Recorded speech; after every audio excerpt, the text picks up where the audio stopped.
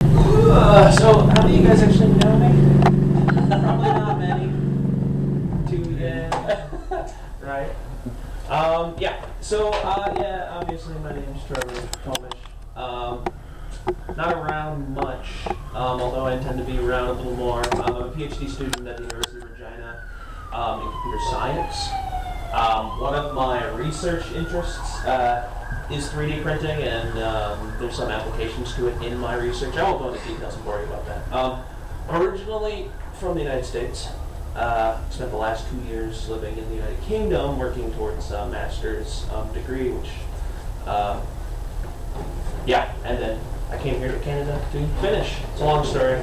If you want to talk about it, I'll buy you a beer and we can, yeah.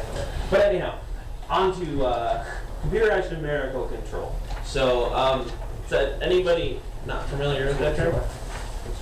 Just learned it today. Okay, that's fine. Well, first off, I'm going to preface this with, if you want to, anytime during my talk, please interrupt me and ask me a question, or rudely correct me, whichever one you feel is necessary. Sorry, bad habit. Yeah, no, it's, I'm used to it. I gave a talk in Amsterdam about 3D modeling, and yeah, some Europeans are very, very happy to really interrupt you. Okay, so here's a shameless plug. I have to set that up right away. I'm teaching Computer Science 207 this upcoming semester, if any of your university students. Are any of you guys at the uni here? You're at the uni. Okay. CS 207 is usually taught by Dr. David Gerhardt. Oh, cool. He gave me a little plug. It's usually taught by Dr. David Gerhardt, who has been kind of active in CrashBangs in the past. CrashBang, I mispronounced it. CrashBang in the past. And yeah, I'm taking over this semester for him and actually teaching this class. And so it's all about, it's mostly about Arduino. And I understand Americans pronounce that differently than Canadians, so you'll have to forgive me. But it's mostly about Arduino and about kind of the basics of electronics, a little bit of electronics theory. My undergraduate was physics, so yeah, so we thought, hey, you know a bit about electronics, so hey, why don't you go ahead. So there, CS 207 if you're interested, interactive games. Cool, it works, look at that. Okay. I've never had a speaker before. Oh, when is this class? Is it for the fall? Fall, yep. Fall this year. And that's kind of a more generic class for a broader audience. Yeah, this is the 207 is for undergrads, and it's for a broad audience just to get people excited about this kind of good stuff. Could be a part of it. My student days are over, but I wouldn't mind sitting in on it. Well, I don't care if you do. Yeah, I don't know who's student who's not, because like, I just don't have the good short-term memory. Where am I again? Yeah. So we're gonna talking about computerized numerical control. I want to preface this with a bunch of different kinds of CNCs. Now, the reason why I'm talking about CNC is because a 3D printer is just a realization of a computer numerical control system, right? In the family, we also have mills. We also have water cutters, which is awesome because you can cut steel with water. Like you ever run your foot over with a pressure washer? Like really hurts? Yeah, that's like a big one of those. And then EDM, which is basically using sparks to cut, mostly steel. Lathes, which are very dangerous, because, and you'll see, I've got some fun pictures later on. Very dangerous, but they basically, you put a wood dowel and it spins around and then you cut it. 3D printers, of course, and plasma cutters, which just sound cool, but yeah, it uses heated plasma, obviously, to do that.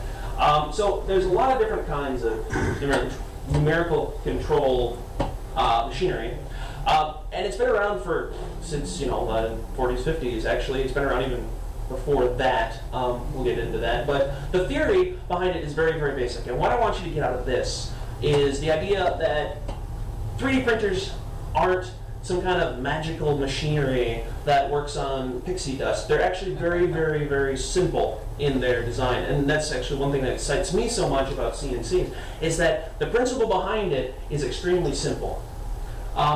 essentially, numerical control, and see some people have already read it, is the automation of machine tools that are operated by precisely programmed commands encoded on a storage medium.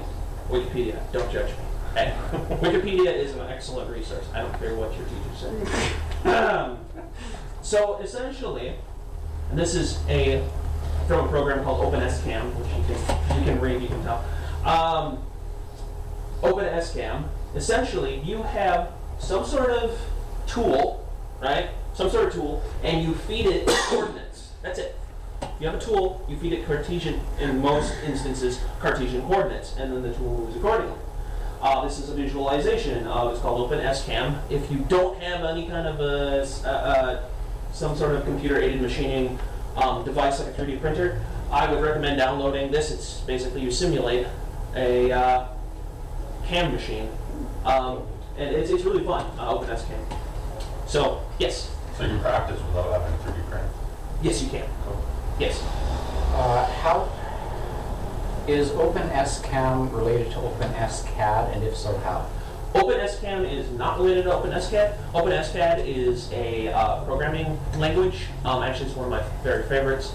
Instead of doing the artsy-fartsy thing and actually going in and using, like, for example, Blender. I also use Blender. But instead of using something like Blender or using, what's it called? Maya 3ds Max to kind of drag and stretch vertices and do all that sort of stuff. It's all keyboard, it's all language. So you say, like, I want a sphere at this position, put the sphere there, okay, and I want another sphere, but we're going to use this sphere to hollow out the other sphere using a Boolean operator, etc. So it's a programming language. But yeah, they're not actually related. I don't think they even have overlap. If somebody else knows otherwise, please correct me, but I don't think that they're related at all. But what OpenSCAM does is it takes G code, which I'm going to talk about soon, and it converts it into this sort of tooling. This is called a toolpath. So you got this little guy. This is a subtractive one. So you got this little guy. He's probably a chisel or something, and he's grinding out the OpenSCAM logo. So that's it, and that's what a 3D printer does. Is exactly that. Except for what the 3D printer does is it squirts out, heated plastic or whatever else you can liquefy and squirt out at the end. That's really essentially it. So here we're getting into the nitty-gritty of this. I use Blender. I've been kind of active in the Blender community, and I actually was 2 years ago in part of the conference. Yes? Can you just briefly explain what Blender is? Yeah, I will do that. Yeah, it's a 3D modeling, say 3D modeling suite. You can basically, if you've ever heard of, most people have heard of 3ds Max. No? Yes? No? Yeah. They use it to make really beautiful models.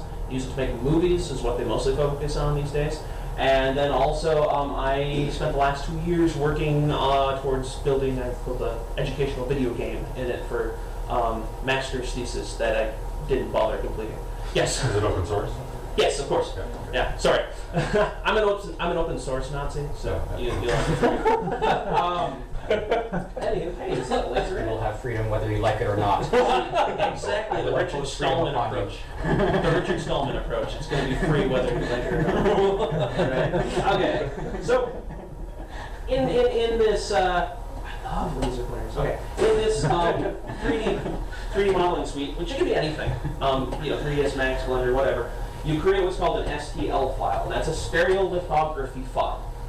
There are stereolithographic 3D printers out there, but I'm not going to get into the physics of it because it involves lasers and poisonous resins, which is cool, but we can talk about that at a different time.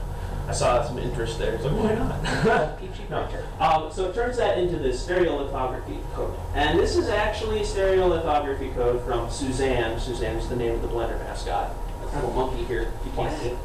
But it converts it into this stereolithography code, which is basically a list of vertices, right? Now, we take the stereolithography file, which is just a bunch of vertices, a list of vertices in the 3D model, and then run it through what's called a slicer. Now, a slicer goes through, and it looks at the vertices, and then it determines what the best tool path is for the machine. So when I say tool path, I literally mean the path in 3 dimensions of the tool that it should take in order to produce a model, or in order to carve out a model, whatever you're doing with it. And that's called a slicer. Now there's a lot of different slicers out there, some that work better than others.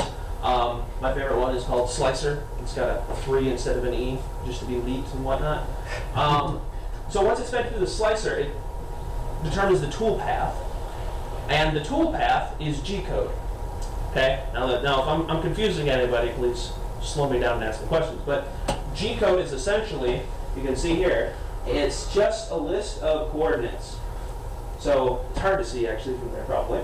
But for example, you move X, Y to each side of the printer in order to determine how big the printer is. You extrude tells you what the extrusion length is, et cetera, et cetera. It's basically a coordinate system. Yes? So Blender's kind of top level, SQL. Yes, Blender is a top level program for producing 3D models And or STLs movies. too. And then it produces STLs. You export the STLs, And then G. slice it up, put it into G-code, and the little computer on board here understands G-code. So that's the level at which you're working now. And then for the G-code literally tells it where to move the tool, and then you wind up with a 3D print. So that's it. That's, it's a 4-step process, and it's very, very simple. You can actually learn G-code and program all your models by G-code, but that would be a colossal pain. So that's why we use the higher level modeling tools. Moving on. So here's kind of an illustration of how G-code works. Because the one thing that all CNC machines, one of the things that all CNC machines have in common, almost all CNC machines have in common, is that they use this G-code in order to position the tool. So, for example, this is a really simple program. And yeah, it looks all like a bunch of garbage there, and it's not very well commented. But the code basically tells the tool to move from a point right here, picks it up, moves it here, and then draw a square or diamond, whatever you want to call it, around the perimeter. Yes? Oh, finish your comment. No, I didn't finish. Can you just briefly read the example of the syntax? Yeah, sure. For those who can see it, it's 0100 TI M6 G0 G90 G4. Okay, Yeah, that's what very low level. So it's basically kind of it's almost an assembly yeah. for machines. Machines for CNC machines. It's almost an assembly for CNC machines. So yeah, you wouldn't necessarily want to do it that way. Yeah. Are you going to talk about Blender again? Because I have a statement about it, I guess. Yeah, sure. That it has built-in 3D printer sort of quality checks. It does now. So that, like, if you're building a model, you can go through that, and it'll say this is stable for when you do your Yep. print. Yeah, I know the guy who wrote that add-on for it. I don't know if they've integrated it into the main build yet. I thought it was integrated. I haven't found it in. Or you have to enable it. Yeah, it might be an add-on right now. Right. I don't know. Yeah, I do. it's in the main build. You just have to go into the settings and enable it. Yeah. I know the guys. I do know the guys who do Blender. Tom Roosendahl, who is from the Netherlands and whatnot. And I try to encourage them to put more emphasis on the 3D printing, but they just want to focus on movies.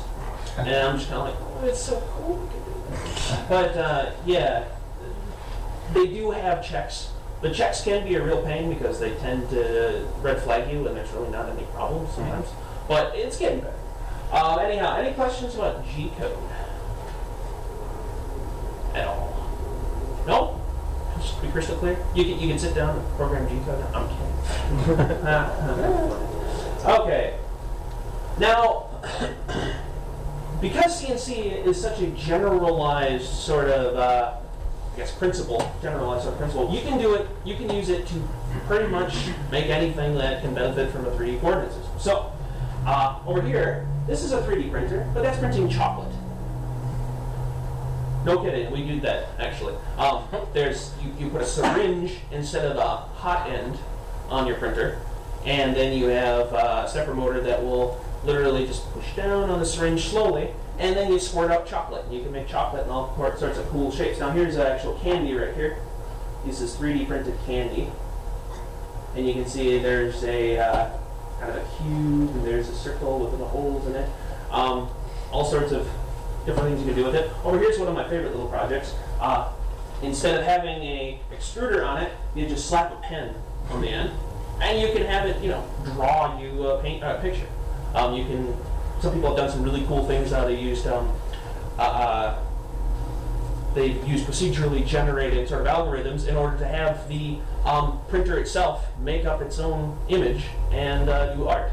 Also, another one that I saw that was really interesting is, because if any of you know anything about stepper motors, they make funny sounds. Right? There's one group who took that to the next level and determined how they needed to run the stepper motors in order to make it play individual notes.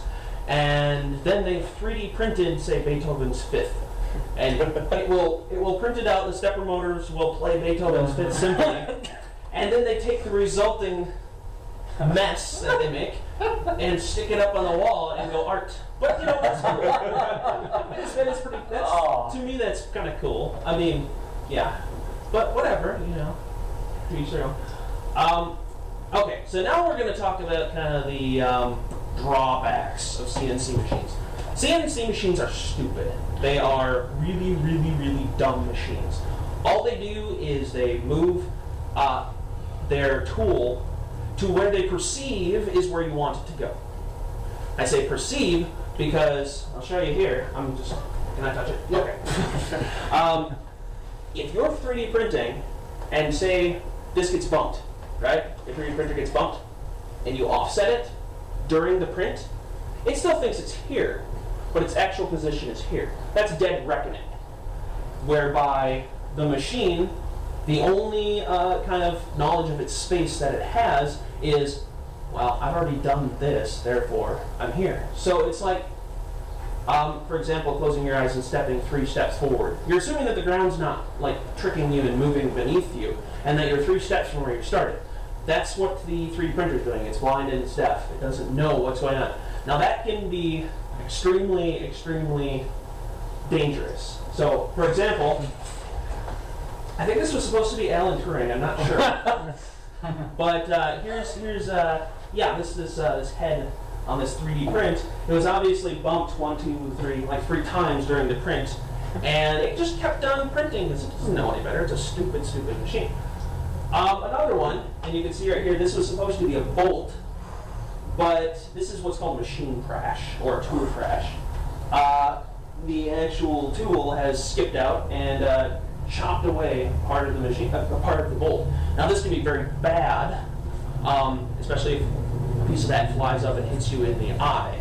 Now, the next slide is an extremely, extremely graphic slide of a CNC accident, and I wanted to end it with this because I want to warn you when you're dealing with these machines that they might be very, very wonderful, but they can also be extremely, extremely, extremely dangerous. Okay, so if like blood and gore bothers you, please just close your eyes for a couple seconds, and we'll be fine. This guy got his hair caught, or got his sleeve caught in a mill. Or not a mill, a lathe. He got his sleeve caught in a lathe. And you can see he did not make it. People have their arms ripped off by these machines all the time because they're wearing loose clothing. I'm going to just go back so you guys don't have to stare at that much longer. One thing that people do, I mean, they advise that you keep your hair up if it's long, because people have a tendency to get their hair caught, especially in lathes, and that'll rip your head off or scalp you. You don't want that to happen. You don't want to wear loose clothing because you will lose your arm. Rings? Rings, yep, rings can get caught in these machines. And the reason why I talk about dead reckoning is because, like I said, they're stupid. They're stupid machines. They don't know whether or not they're just extruding plastic onto the bed or if they're extruding plastic onto your hand. I have burnt myself many, many times on a hot end because the machine and I have miscommunicated while I was trying to work on it while it was doing a task. So that's stupid, don't do what I do, is basically the message there. So anyhow, I'm going to skip past that. And I have to be an academic, I have to give you the citations. But anyhow, so that is Introduction to Computerized Numerical Control. Yeah, questions? Correct. In terms of the dead reckoning problem, Yep. is there going to be, fixes for that eventually, or are they going to come up with a way to, make smarter? Yeah, that was actually one thing that I wanted to do as part of my research. I was talking about maybe adding on a couple of sensors. I mean, it'd be really easy to add sensors onto, say, on the printer bot, to give kind of an idea of where the actual head is. I mean, that's simple. But the geeks on IRC, they laugh at you when you suggest that for some reason. Safety? Why do we need that? That's a stupid idea. Or reducing errors. Yeah, exactly. But yes, and you can hack it on there yourself. I mean, really, it doesn't take much. You could even, the simplest solution I can think of is putting a camera above it and then having a little LED and then just track the position of the LED and feed it back to the machine and it'll give you a feedback. That's, yeah, so you can make them simpler, but for some reason we decide that, we can make it, you can make it more safe, but for some reason we decide just to go ahead and, it's too complicated to actually have a feedback. I So, think eventually they will have features like that. well, they ought to. Because they are so aggressive. Yeah. Now they have the end software at least try to figure out what it's doing and where it is. Right, they ought to. And, I could bring up that slide again with the guy who got his head torn off, but that's, why, and yes, I'm a proponent of that. Yep. There's a warning in the documentation for Mach 3 that a machine is, a CNC lathe is perfectly willing to attempt to spin an 8-pound off-balance load at 4,000 RPM if that's what the instructions say. Oh, yeah. No, that's it. That's it. A CNC machine is more than willing to do exactly what you want, whether that's exactly what you want it to do or not. That's what It might be. want it to do. Exactly. Well, that's also the problem with any of you, a lot of you probably programmers. You know what I'm talking about. The computer is going to do exactly what you tell it, whether you want it to do that or not. And that's the same thing with CNC machines, is that they are very, very powerful, very, very good. But as they move into our homes, I can see a few people that wind up losing their arms or burning themselves or just, yeah. So I had to end it with a warning, but that wasn't the entire point of my talk. Any other questions, comments? Yep. What is the difference between a mill and a router? A mill and a router. Yeah, like a CNC mill, a CNC router. You mill something with a CNC router. What is the difference between a mill and a router? What makes a subtractive CNC machine one or the other? Yeah. Yeah, it's a difference in technology. I've never used either, to be honest, so I couldn't actually tell you. My knowledge with CNC is hacking printer bots and stuff like that. So honestly, I couldn't tell you. What's the difference between a lathe and a 3D printer? So you know that. Isn't a router like top down? More like a blade versus a drill. Router's spin. Yes. Yeah. So yeah, a lathe is you spin it on a blade. Spin it on an Blade axis. that you're back. Yeah, spin it on an axis, and a blade goes back and forth. A router is that you have it laying down, and a little drill comes down and kind of hollows it out. 5-axis machine. 5-axis machine? Yeah. Yeah, you got me there. I think You got me those there. are the ones that We have rotate the CNC piece. mills that will actually rotate your router and it will cycle. Right. They're extremely Okay. expensive though. Yeah, I don't think those will be coming in. Millions of dollars. No problem. Yeah, well, of course, the more axes you axes. Thank you. I actually minored in math somehow. The more axes you have, of course, you're going to wind up increasing the code and increasing the cost. This question back there. Yeah, so I've been get tarred and feathered by the geek community of the city, but I'm probably the only person who kind of thinks 3D printers are so far kind of useless. No, you're not. So, tell me what a valid non-commercial use for this would be in somebody's home. No, that's actually very good, and that's a very good question. No, 3D printers, and I've encountered this many times, is 3D printers are not going to replace mass manufacturing. And that's just because of the economy of scale, if that means anything to you.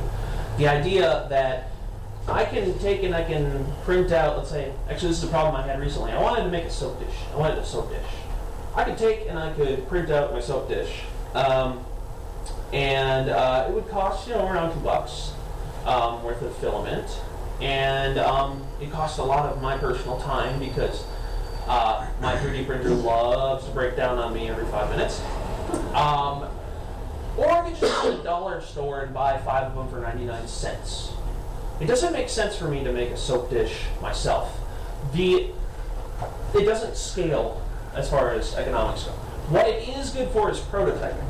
And if you want to make one of something customized, you wouldn't actually go out, you wouldn't actually print yourself a toothbrush, although I'm sure somebody has done it.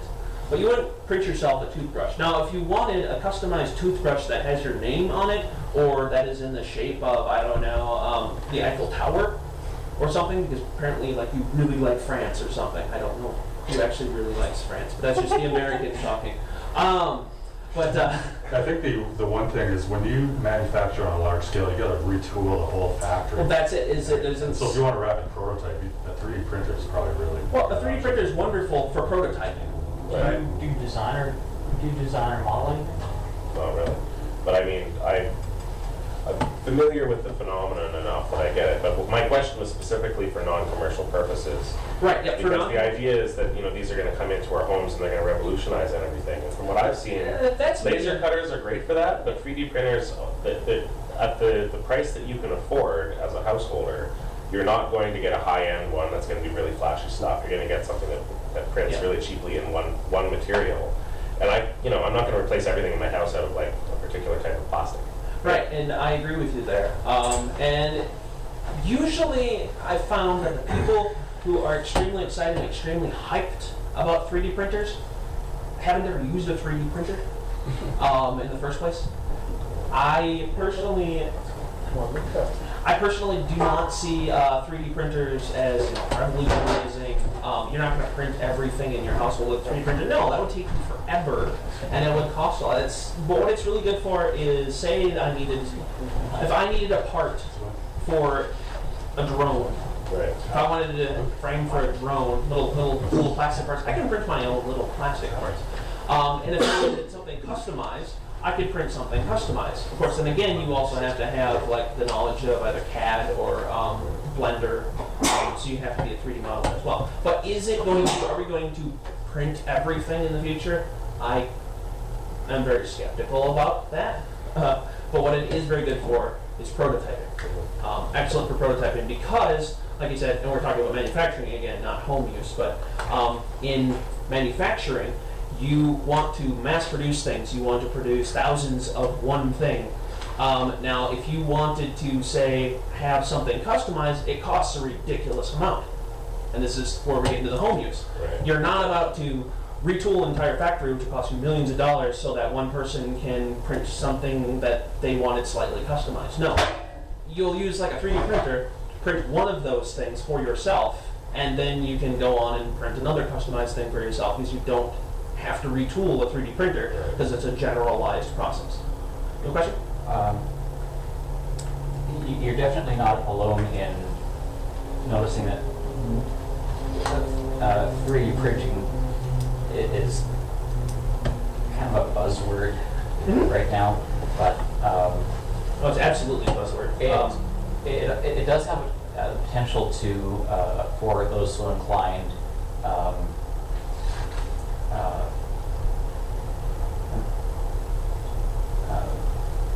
somewhat challenge the throwaway culture. Like if you have a car top carrier and maybe part of one of the clips breaks off, and it's not so load bearing that it needs to be made of metal, then you make your own replacement part for that rather than probably just buying a new car top carrier as opposed to maybe ordering the one replacement part, which might cost as much as another car top carrier because it's such a specialized little part. There have also been people who replaced door handles on the feeders that they drive because the handle broke and the store where they can buy another one wasn't going to be open for another 18 hours. So they fixed it, but they managed to fix it in 2. Or if they stop making parts. I definitely see value in laser cutters and CNC mills. The thing that I find weird about 3D printers is that they're only extruding one material. And so for everyday use, I mean, all you can do from this model, really. I mean, unless you're, printing yourself a sink plug or a dress number for your house or, a shingle. Yeah, that's kind of where I was getting at with the question I asked Rick, was the intricacy.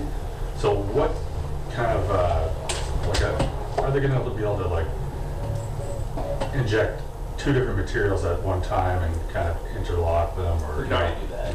So, or I don't know, you know what I mean? Like Yeah, the that- intricacy.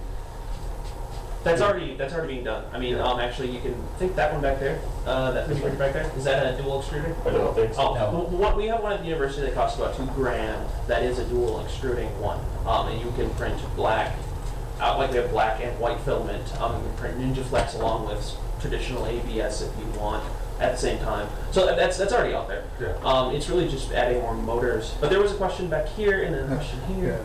Yeah. I just want to say, like, computers are pretty useless in the 80s back in your house, right? Like, if we wait another 10, 15 years, the materials are going to change, the technology is going to change, and what they can do is going to be significantly different to what they can do right now. That's also true. I was doing a bit of reading prior to this, and there's some really interesting articles about the possibility of having fabrics or clothes produced by it and having them, then you can recycle your shirt and make a new shirt. So doing laundry might be a thing of the past. And there's all kinds of things about, of course, medical usages for surgical implements in terms of 3D printing. And Right, and that goes back to here. Actually, yes, they can. They have made a 3D printer that does 3D print textiles. They basically taken a sewing machine and giving it 3 axes of freedom. I think Disney made a teddy bear 3D printer. Yeah, that's the one I'm talking about.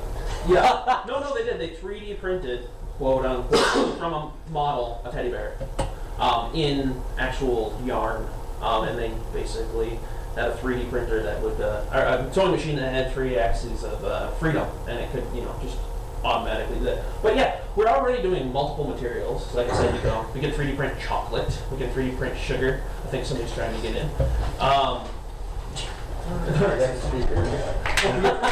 We can 3D print chocolate, we can 3D print sugar right here. Keep watching, guys. Really, anything you can liquefy and squirt out of a tube, you can 3D print it. Now, what I was trying to do with this, and I hope I did help a little bit, was to dispel a little bit of the magic behind it, just because, I'm a skeptic and I just like to kill hopes and dreams. But it's a very, very, very, very simple idea. It's not a new idea. They've been around since the 70s in large-scale manufacturing. What has brought them into our homes is 2 things. The Arduino, that sort of idea, that circuits, that microcontrollers are available to everybody now, and the RepRap project is usually what is credited for bringing these into people's homes. So they're not new by any means. They've been used for a very long time, for prototyping mostly. They will, in my opinion, this is just my opinion, they will not replace mass manufacturing because, like I said, it would take me 2 hours, 2-3 hours to just print a little thing that can hold a bar of soap. That's not worth it if I can just drive down to the dollar store and get myself one for 99 cents. To me, it's not worth it. In the future, yes, they may be quicker and better, but the technology's been around for 40 years, and this is what we have right now in our homes. So I don't know. I'm skeptical. Of course, I'm always skeptical. Yeah. Would you consider 3D printers kind of in the same lineage as those in the early part of the century? They instead of for coin stamping, they would make their initial mold 5 feet wide and use a mechanical-based reducer to bring it down to an actual coin size. I'm not quite sure what you're talking about. Well, I'm just saying, would you consider that kind of the same sort of application? Were they programmable? No, the artist would initially create the 5 foot wide. He's talking about changing the scale. Yeah, just I using mechanical. What I would credit to being the first CNC is, and some of you probably heard of this, but the Jacquard's loom, if I'm pronouncing that correctly. It was a loom that you would literally put punch cards into, and according to the punch card, it would do its weaving, and then you would wind up with a pattern that is pre-programmed with a punch card, and that's that's the 1800s when that came up, and it's often credited as the first programming language. Well, those are cool, and that's something everybody should have in their house. Because the size of the house. really, really lots of blankets. Lots of blankets. This is Canada, by the way. Well, if you believe Wanted, apparently. If you what? The film Wanted with the prophecies and the looms. Oh. Yeah, I've seen it. I watched good movies. You were saying? Two types of CNC machines you didn't mention are embroidery machines. Yep. Oh, yeah. And knitting machines. Computer controlled knitting machines. There are literally so many different kinds of CNC machines out there. Anything that can benefit from being programmed in G code, that can be given X, Y, and Z coordinates and have a tool follow that path, can be a CNC machine. Like I said, this is a very generalizable machine right here. If you wanted to, you could pull a hot end off of that and replace it with a little syringe, and then you could squirt out chocolate if you wanted to do it that way. All the mechanisms are there. It's very, very simple. You've got the table that moves in the X direction. You've got the printer head that moves in the Y and the Z direction. And that's all it takes to have a CNC machine, is 3 axes of freedom. It's a very, very, very simple thing. So, yeah, I hope I've crushed everybody's hopes and dreams today. We should probably move on because I'm probably way over time. So, any other questions quickly at all?